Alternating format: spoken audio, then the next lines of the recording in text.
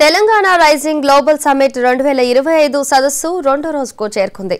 వందలాది కార్పొరేట్ కంపెనీల ప్రతినిధులు ఈ సదస్సుకు హాజరయ్యారు. తెలంగాణలో పెట్టుబడులు పెట్టడానికి పలు కంపెనీలు ఆసక్తి చూపాయి. మొదటి రోజే దాదాపు 4 లక్షల కోట్లకు పైగా పెట్టుబడులకు ఎంఓయూలు జరిగాయి. ఇవాళ సమ్మిట్ కోసం ఇంకా పెద్ద సంఖ్యలో ప్రముఖులు తరలివస్తున్నారు. భారత్ ఫ్యూచర్ సిటీ వేదికగా నిర్వహిస్తున్న ఈ సమ్మిట్ లో అంచనాకు మించి తెలంగాణ ప్రభుత్వం వివిధ కంపెనీలు సంస్థలతో ఎంఓయూలు చేసుకుంది. విద్యుత్ రంగంలో భారీ పెట్టుబడులు పెట్టేందుకు కంపెనీలు ముందుకొచ్చాయి.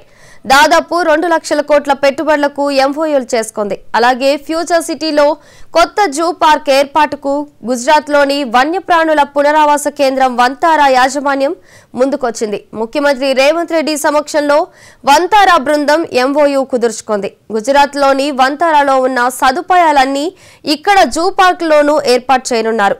దాదాపు 200కు పైగా ఎకరాల్లో ఈ పార్కు ఏర్పాటు కానున్నట్లు తెలుస్తోంది.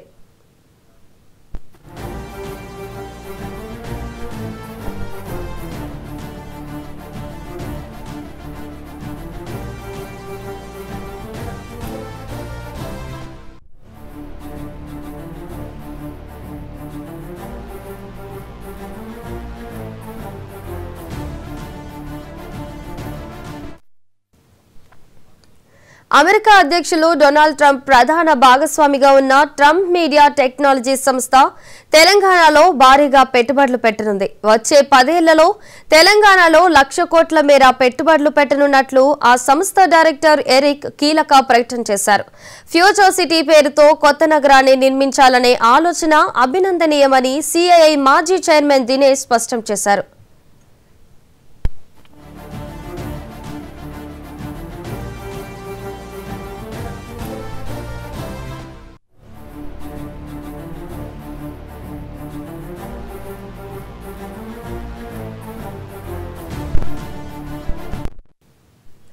ప్రపంచ కుబేరుల్లో ఒకరైన గౌతమ్ అదానికి చెందిన అదానీ పోర్ట్స్ అండ్ సెజ్ ఎండి కరణ్ అదానీ మాట్లాడుతూ తెలంగాణ విజన్ ను ఈ సమ్మిట్ ప్రతిబింబిస్తోందని తెలిపారు. అదానీ గ్రూప్ ఇప్పటికే రాష్ట్రంలో పెట్టుబడులు పెట్టిందని, cement, green data centres, renewable ఎనర్జీలో పెట్టుబడులు పెడుతున్నామని తెలిపారు. డిఫెన్స్, ఏరోస్పేస్ పార్క్ ను కూడా ఏర్పాటు చేసినట్లు పేర్కొన్నారు. అంతేకాదు దేశంలోనే తొలిసారిగా యుఏవి టెక్నాలజీని హైదరాబాద్ లో రూపొందిస్తున్నామని, హైదరాబాద్ లో తయారయ్యే యుఏవీలను దేశ సైన్యానికి అందిస్తామని తెలిపారు. హైదరాబాద్ లో తయారయ్యే యుఏవీలను ప్రపంచ మార్కెట్లో కూడా అమ్ముతామన్నారు. తెలంగాణలో 25,000 కోట్లతో 48 మెగావాట్ల గ్రీన్ డేటా సెంటర్ ను ఏర్పాటు చేస్తామని, లాజిస్టిక్స్ లో కూడా రాష్ట్రాన్ని మొదటి స్థానంలో నిలిపేందుకు అదానీ సంస్థ ప్రయత్నిస్తున్నట్లు పేర్కొన్నారు. 4,000 కోట్లతో రహదారి సౌకర్యాలు కల్పిస్తామని చెప్పారు. అలాగే జిల్లాలను కలిపే రహదారులను కూడా అదానీ సంస్థ నిర్మిస్తున్నట్లు వెల్లడించారు. 2,000 కోట్లతో సిమెంట్ పరిశ్రమ ఏర్పాటు చేసినట్లు పేర్కొన్నారు.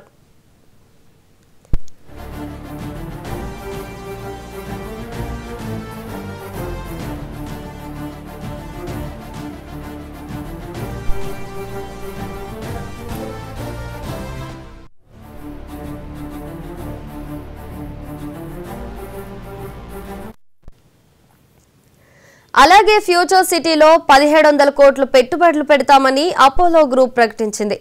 7,000 కోట్ల రూపాయల పెట్టుబడులు పెట్టేందుకు మై హోమ్ గ్రూప్ ప్రభుత్వంతో ఎంఓయూ చేసుకుంది. ఈ రోజు ఐటీ, వినోద రంగాల్లో కూడా తెలంగాణ ప్రభుత్వం వివిధ సంస్థలతో ఎంఓయూ చేసుకోనుంది.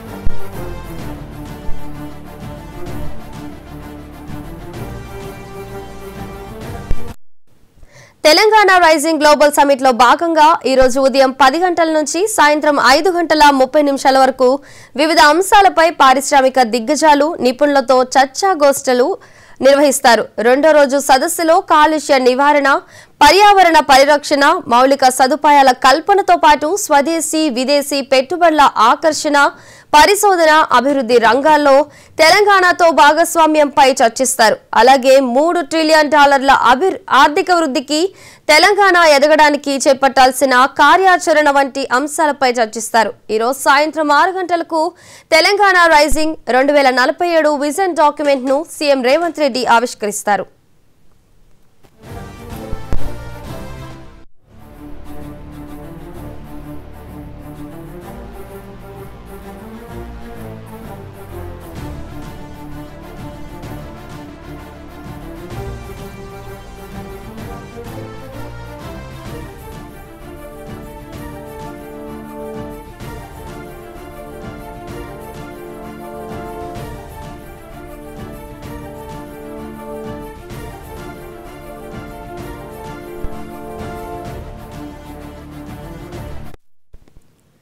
తెలంగాణ రైజింగ్ గ్లోబల్ సమ్మిట్ 2025 సదస్సు రెండో రోజుకు చేరుకుంది.